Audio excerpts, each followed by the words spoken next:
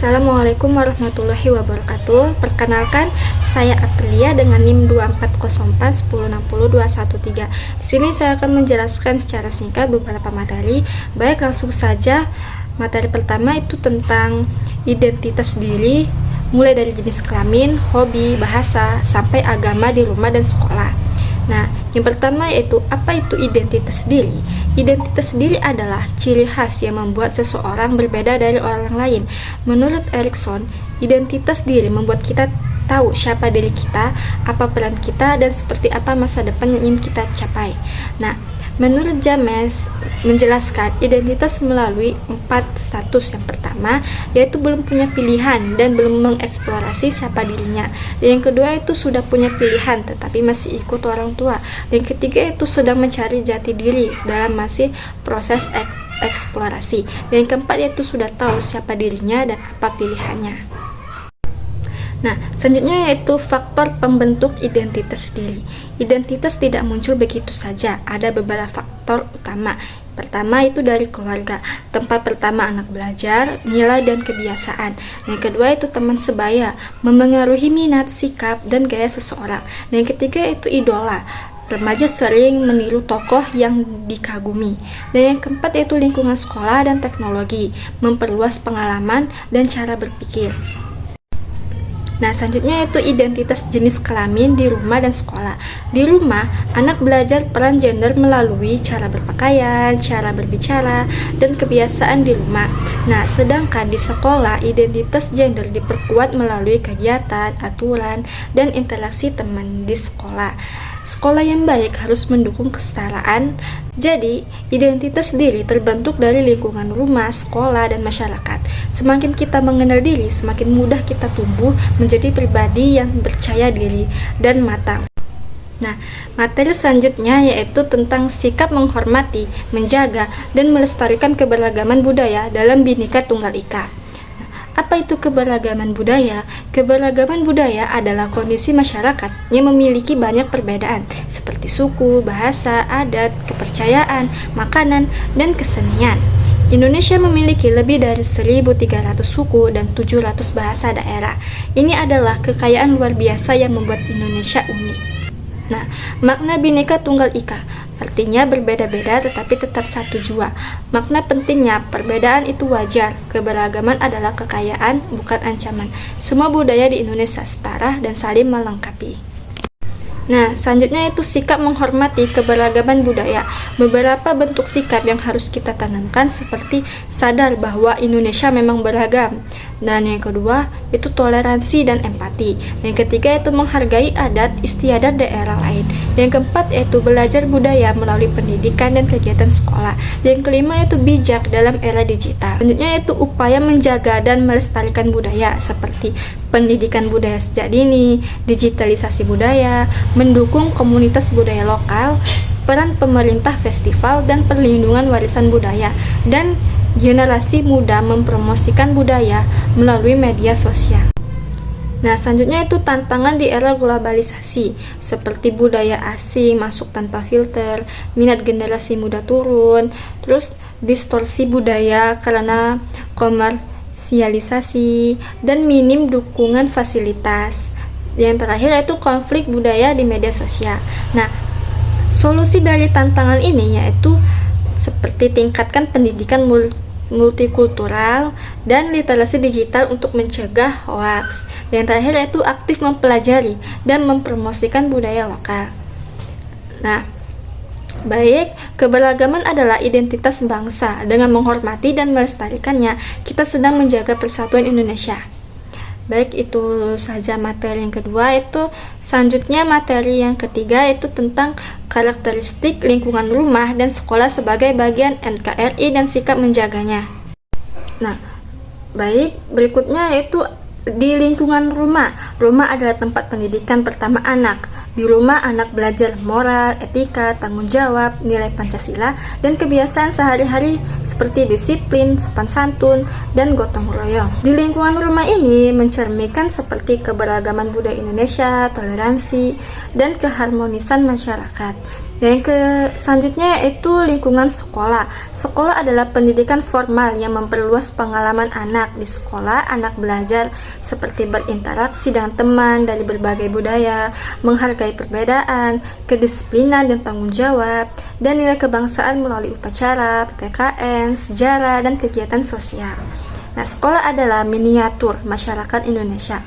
Nah, selanjutnya itu karakteristik rumah dan sekolah sebagai bagian NKRI. Nah, keduanya mencerminkan semangat persatuan dan keberagaman, menanamkan nilai Pancasila, menunjukkan kerjasama dan gotong royong, dan melatih siswa mencintai kebersihan, keamanan, dan lingkungan sekitar. Nah, jadi permasalahan yang sering terjadi yaitu biasanya seperti kurangnya kerjasama antar warga, lingkungan tidak bersih, kurang disiplin, dan konflik kecil antar anggota keluarga atau teman. Dan yang terakhir, pengaruh negatif teknologi. Nah, selanjutnya itu sikap menjaga lingkungan rumah dan sekolah, seperti kita ikut gotong royong, membersihkan lingkungan, tidak membuang sampah sembarangan, menghormati orang tua, guru, dan teman, menjaga fasilitas umum, menjaga persatuan dan tidak membuat konflik. Dan yang terakhir yaitu menjadi warga negara yang taat aturan. Nah, jadi kesimpulan pada materi ini adalah lingkungan rumah dan sekolah adalah bagian penting dari NKRI. Dengan menjaganya, kita sudah ikut menjaga bangsa. Nah, materi selanjutnya itu tentang identitas budaya, suku, bahasa, dan agama di rumah, di sekolah, dan di masyarakat. Nah, pengertian identitas diri. Identitas diri adalah ciri yang membedakan seseorang dari orang lain, mulai dari sifat, nilai, keyakinan, sampai budaya. Nah, menurut Erikson, masa remaja adalah tahap penting pembentukan identitas. Menurut Stuart Hall, identitas bersifat dinamis, dipengaruhi lingkungan sosial dan budaya. Nah, masuk ke identitas budaya, suku, bahasa, dan agama. Identitas budaya berisi nilai, moral, dan tradisi diwariskan antar generasi. Nah, kalau identitas suku mencakup asal-usul, adat istiadat, dan bahasa khas tiap kelompok etnis. Dan kalau identitas bahasa, alat komunikasi dan simbol budaya, melestarikan bahasa daerah berarti menjaga jati diri. Dan selanjutnya identitas agama. Kalau identitas agama, pedoman moral dan keyakinan spiritual seseorang.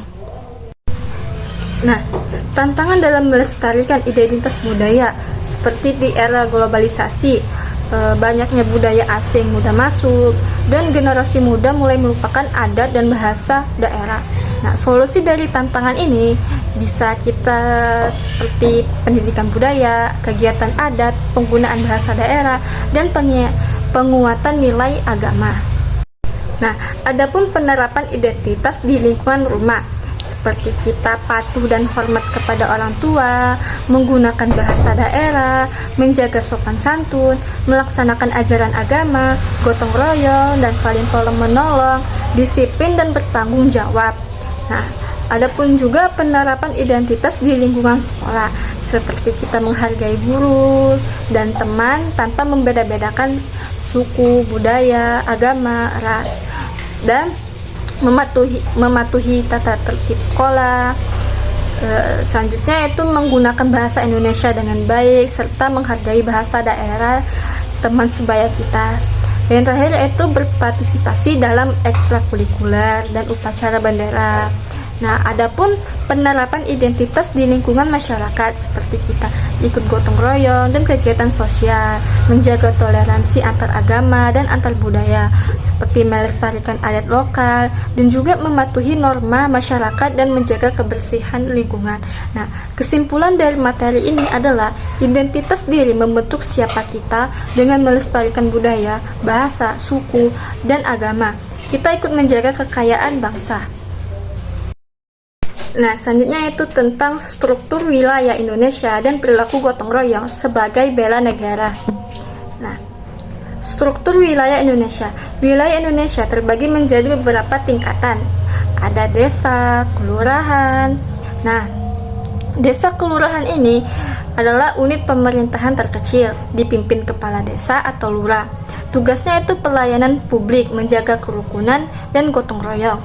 Nah, sedangkan kecamatan adalah gabungan beberapa desa atau kelurahan dipimpin camat. Nah, fungsinya yaitu koordinasi pelayanan masyarakat tingkat menengah.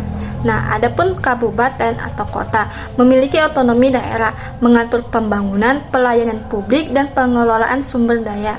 Nah, adapun juga provinsi.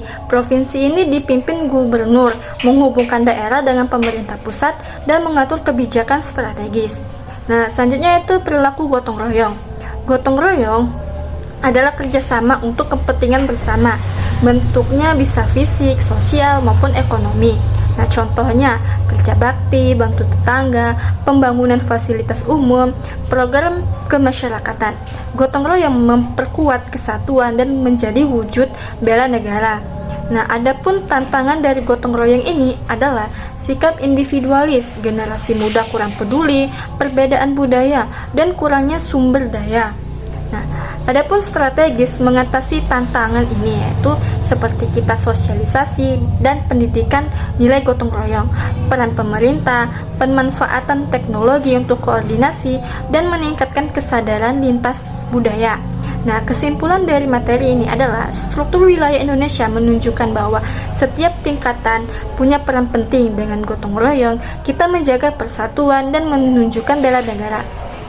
Nah, selanjutnya itu peran lingkungan tempat tinggal di RT, RW, desa, kecamatan dalam NKRI. Nah, peran RT atau rukun tetangga seperti unit sosial terkecil, mengkoordinasikan warga dalam kebersihan, keamanan, kegiatan sosial, dan menjembatani komunikasi warga dengan pemerintah. Nah, pembentukan RT ini biasanya melalui musyawarah warga dan disahkan pemerintah, kelurahan, dan desa.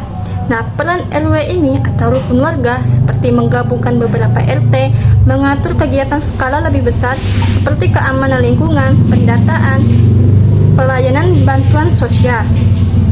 Yang selanjutnya yaitu peran desa atau kelurahan seperti mengurus administrasi kependudukan, memfasilitasi pembangunan daerah, dan melaksanakan pelayanan publik. Dan yang terakhir yaitu menjadi pusat interaksi sosial masyarakat. Nah, adapun peran kecamatan di sini yaitu mengkoordinasikan desa dan kelurahan, mengurus perizinan. Nah, selanjutnya yaitu peran kecamatan. Kita bisa mengkoordinasikan desa dan kelurahan, mengurus perizinan dan program pemerintah tingkat tengah, dan mengawasi pembangunan dan pelayanan publik.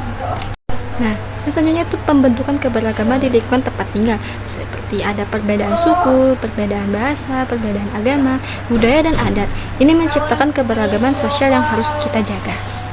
Nah, adapun pentingnya kerjasama dalam masyarakat.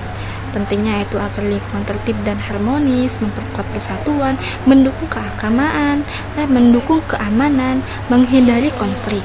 Nah, adapun kendala dalam membangun kerjasama seperti kurang partisipasi warga, kesibukan, perbedaan pendapat, dan kurang komunikasi. Nah, jadi kesimpulan pada materi ini adalah RT, RW, desa, dan kecamatan adalah struktur pemerintahan terdekat dengan masyarakat. Perannya sangat penting dan sangat strategis dalam menjaga ketertiban sosial dan memperkuat NKRI. Nah, sekian penjelasan dari saya akhiri. Wassalamualaikum warahmatullahi wabarakatuh.